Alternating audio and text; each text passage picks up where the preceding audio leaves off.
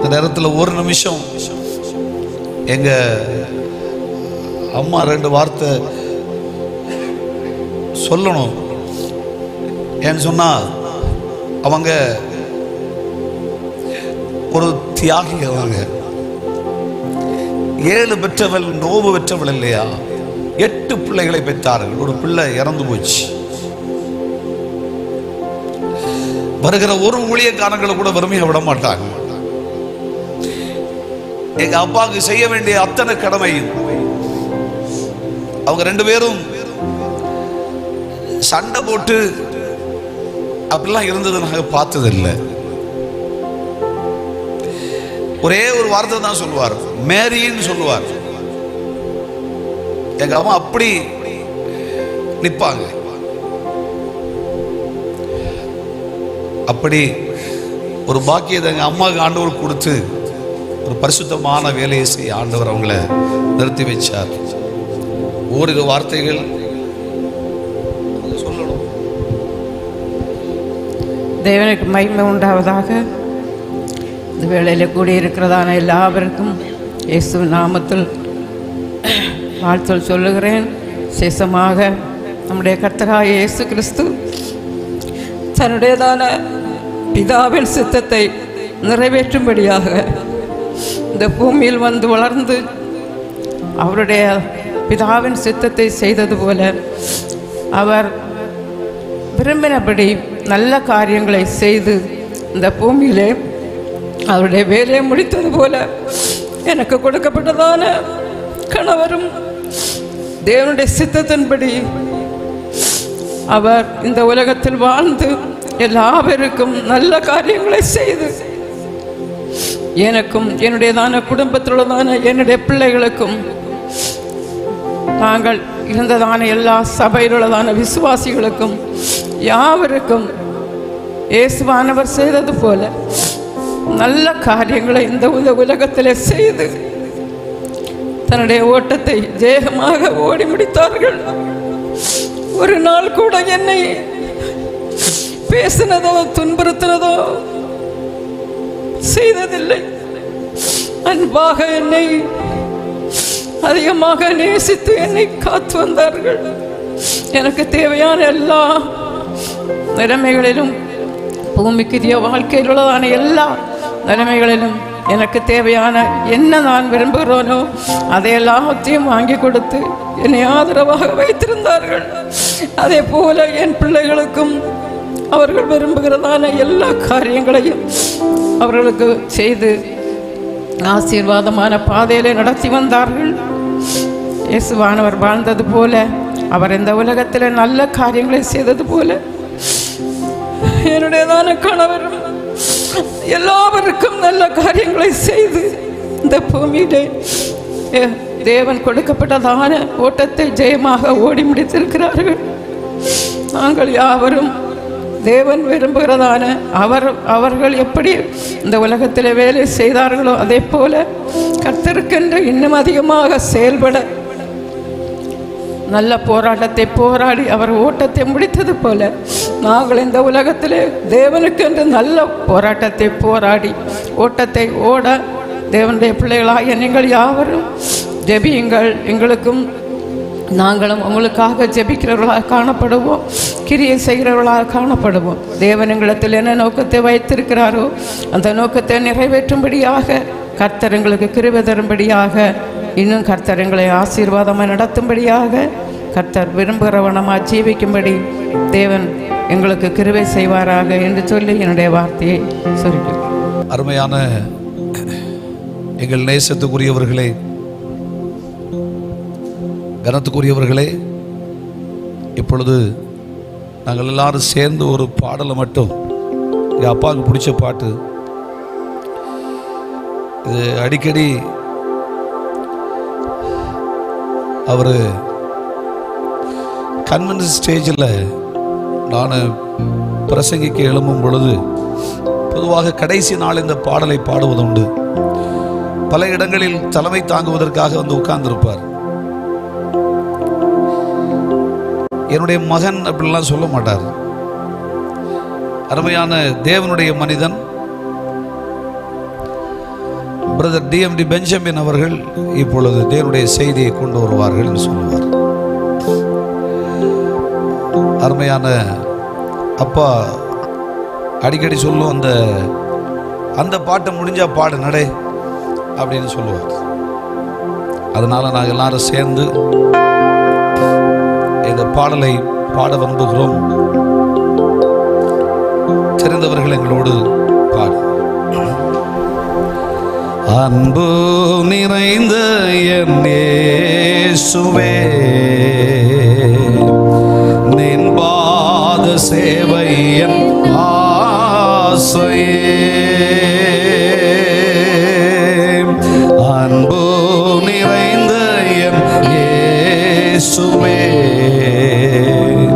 நின் பாத சேவை என் ஆசையே.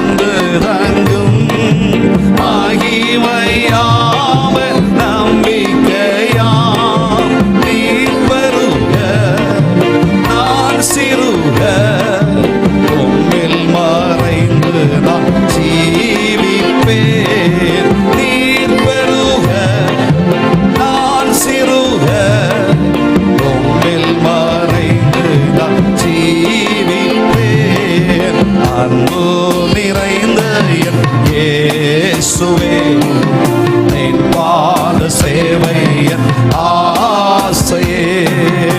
அன்பு நிறைந்த என் இயேசுவே, என் பாத சேவை என் ஆசையே.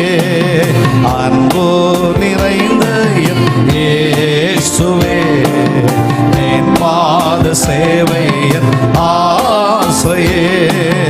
அன்பு நிறைந்த என் இயேசுவே, நென்பாத சேவை எந்தன் ஆசையே.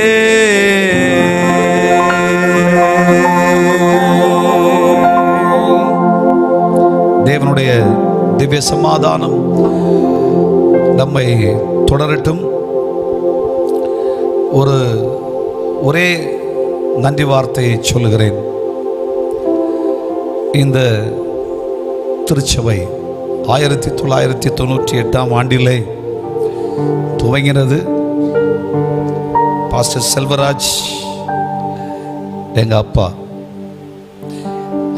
அப்பாவுக்கு விழுந்த பட்டணத்தில் ஒரு சபை, பெரிய ஒரு சபை. அது யாரோ எவரோ, ஆனால் அவர் பெற்றெடுத்த மகன்தான் அந்த சபையை நடத்தணுன்ற தேவனுடைய ஆதீனத்தில் எழுதப்பட்ட எழுத்து. அன்னைக்கு கஷ்ட நேரங்களிலும் இந்த சபையோடு இருக்கிற நேசம் 8 மாதங்கள்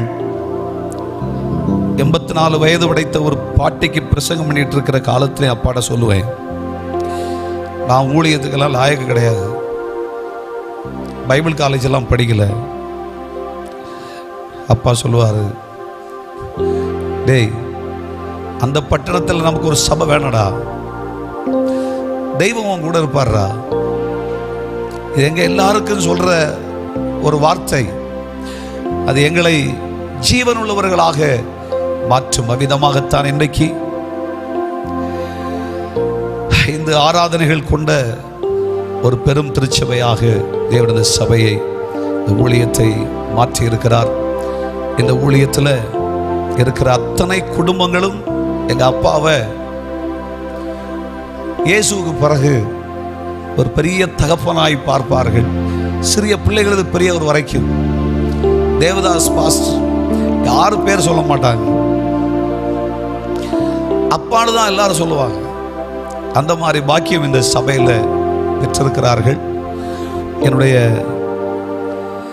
அன்புக்குரிய விசுவாச பெருமக்கள், அதுபோல உடன் ஊழியர்கள் அனைவரும் இரவு பகலாக நீங்கள் அப்பாவுடைய இந்த இறுதி பயணத்துக்காக என்னோடு நீங்கள் தோள் கொடுத்து நின்றீர்கள். தேவனுடைய பணியை செய்தீர்கள். உங்களுக்கு நன்றி சொல்லுகிறேன். எங்கே கேட்டாலும், கன்னியாகுமரி டிஸ்ட்ரிக்டில் எங்கே கேட்டாலும், எத்தனையோ சூப்பரண்டன்ட் வரட்டும், எத்தனையோ பேர் வரட்டும், ஆனால் நீங்கள் பாஸ்டேஸுக்குள்ளாடி சூப்பரண்டன்ட் யாருன்னு கேட்டால் பாஸ்டர் தேவதாஸ். அவர் பேரை சொல்ல மாட்டாங்க, யாரும் அவர் பேரையே சொல்ல மாட்டாங்க. சூப்பரண்ட் வந்திருக்கார், நம்ம சூப்பரண்ட் வந்திருக்கார் அப்படின்னு சொல்லுவாங்க. அது எல்லா டினாமினேஷன், அத்தனை டினாமினேஷன் அதுதான் சொல்லுவாங்க. இன்னைக்கும் கர்த்தருடைய நித்தியத்துக்கு புறப்படும் இந்த பயணத்திலும் அந்த பேரைத்தான் அவர் காத்து காப்பாற்றி தேவனுடைய சமூகத்தில் நீதியோடு கூட நித்திய ராஜ்யத்தின் மகிமையில் பிரவேசித்திருக்கிறார்கள். எங்கள் அப்பாவை நிச்சயமாக முகமுகமாய் கர்த்தராகிய கிறிஸ்து இயேசுவுடைய வருகை நாளிலே பார்ப்போம் என்ற நம்பிக்கையுடன் எங்கள் வார்த்தைகளை சுருக்குகிறோம்.